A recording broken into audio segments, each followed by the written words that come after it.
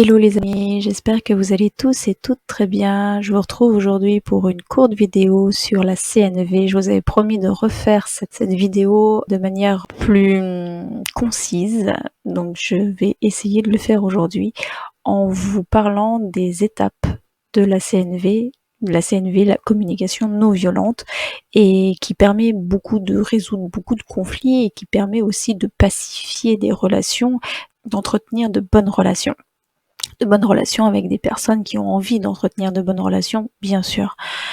Et du moins, nous aussi, d'être en paix avec nos relations et de se dire que sans regret, nous avons fait notre part, et que si l'autre ne fait pas sa part, eh bien, nous, au moins, nous n'avons aucun regret à avoir. Donc voici les étapes clés de la CNV, de la communication non violente. Alors, quand un conflit arrive ou quand vous vous sentez mal au sein d'une relation, c'est important de communiquer avec l'autre cet état. Alors tout d'abord, souvent ça part de quelque chose, ça part d'un fait, d'une situation qui est mal vécue, qui vous procure plutôt des émotions qu'on n'a pas forcément envie de revivre en permanence, surtout si c'est quelque chose qui revient. Donc les étapes, c'est de tout d'abord, la première étape, c'est de décrire les faits tels qu'ils se sont réellement passés sans émettre de jugement, et d'employer beaucoup le jeu. Ceci dit, quand on décrit les faits et que l'autre a été acteur, on peut dire tu dans la description du fait sans émettre de jugement. C'est-à-dire, par exemple, on peut dire quand tu m'as dit que, c'est le fait. C'est que ces paroles ont été déclencheuses de ça chez moi. Quand tu m'as dit que, ou quand tu as fait ci, voilà, sans émettre de jugement, juste la description du fait. L'étape numéro 2 est de décrire ses émotions en fonction de ces faits, en fonction de la situation. C'est-à-dire, donc, la situation, quand tu m'as dit, quand tu as fait ceci, je me suis senti. Et c'est là vraiment où on utilise le je. C'est-à-dire que dans la première étape, on peut utiliser le tu, mais sans émettre de condamnation. Et dans la deuxième étape, on utilise le je.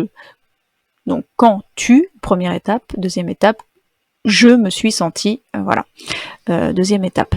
La troisième étape est de définir notre besoin par rapport à ce qu'on a ressenti. Parce que toute émotion indique un besoin en général. On peut parler, par exemple, la peur indique le besoin d'être rassuré, souvent la tristesse indique le besoin d'être consolé, la joie, le besoin d'être souvent partagé, la colère, peut-être un besoin de reconnaissance, quelque chose qui n'est pas reconnu, ou une valeur qui a été bafouée, la honte, le besoin d'une estime de soi, de reconnaître, de restaurer une estime de soi. Voilà. Donc, n'hésitez pas à verbaliser ce besoin, à définir le besoin qui se cache derrière cette émotion, parce que l'émotion est une information qui vient justement vous dire qu'un besoin n'est pas satisfait.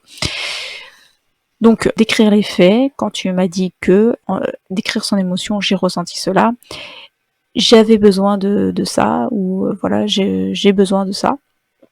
Et ensuite, effectuer une demande à l'autre par rapport à ce besoin. Par exemple, la prochaine fois, ou est-ce que tu pourrais, voilà, agir de telle manière, si cela te convient, parce qu'il n'est pas question non plus d'injonction. C'est-à-dire que on fait une demande à l'autre pour pacifier nos relations, puis pour expliquer à l'autre ce qui a permis d'arriver jusque-là, et tout en gardant en tête que ce n'est pas un ordre, mais bien une demande, en gardant en tête que l'autre peut dire non, bien sûr, parce que sinon, effectivement, ça devient un ordre, et là, on n'est pas dans une lutte de pouvoir, personne n'a sacrifié ses besoins pour l'autre, en fait, hein. Donc, ni nous, ni l'autre. Et donc, du coup, en partant de ce postulat, nous pouvons faire aussi le chemin vers l'autre, c'est-à-dire que une fois que parce que ça, c'est aussi un chemin vers soi et un chemin vers l'autre que de partager, que de se comprendre soi-même, de comprendre ses émotions et de les partager à l'autre. Mais c'est aussi pouvoir faire ce pas vers l'autre, c'est-à-dire que Une fois qu'on a fait cette communication avec l'autre, c'est de la pousser aussi, en partant des mêmes faits, à demander à l'autre ses émotions, à demander à l'autre ses besoins et demander à l'autre s'il n'a pas une demande par rapport à ça, afin que les besoins des deux soient pris en compte, que les besoins des deux soient satisfaits et qu'il n'y ait pas une espèce de lutte de pouvoir, que un besoin d'une personne ait pris l'ascendant sur le besoin d'une autre personne. Là, ce n'est pas du tout le but de la communication non verbale, non violente. Le but est vraiment de pacifier les relations et d'entrer en profondeur avec l'autre, d'être à être. Voilà, j'espère avoir été synthétique dans l'explication de la communication non violente. C'est vraiment un outil magnifique quand on veut avoir de bonnes relations avec quelqu'un. D'ailleurs, peu importe le type de relation. Là, on parle quand même de relations plutôt profondes, mais ça peut fonctionner aussi pour les relations plutôt de surface, mais vous ne serez pas obligé de rentrer peut-être dans autant de détails pour les relations de surface ou les relations professionnelles. Là, c'est vraiment très utile quand on veut des relations profondes et qu'on tient à l'autre aussi, hein. Ceci dit, vous pouvez reprendre des principes sans rentrer dans les détails de vos mécanismes de fonctionnement, surtout si en face vous expliquez vos mécanismes de fonctionnement à quelqu'un qui a l'intention peut-être qui a déjà un ascendant sur vous et qui a l'intention d'abuser et qui cherche peut-être même à savoir vos mécanismes afin d'encore plus abuser de vous. Là, voyez s'il ne s'agit pas effectivement d'un jeu de pouvoir, d'une lutte de pouvoir, et donner ces informations vraiment aux personnes avec qui vous avez envie d'avoir des relations profondes, mais justes, c'est-à-dire qui ne sont pas en déficit de vos besoins. Encore une fois, le but n'est pas de soumettre ses besoins ou d'imposer ses besoins à l'autre, voilà. Mais que les deux soient bien pris en compte quand on est dans une relation bienveillante et pas une relation d'abus.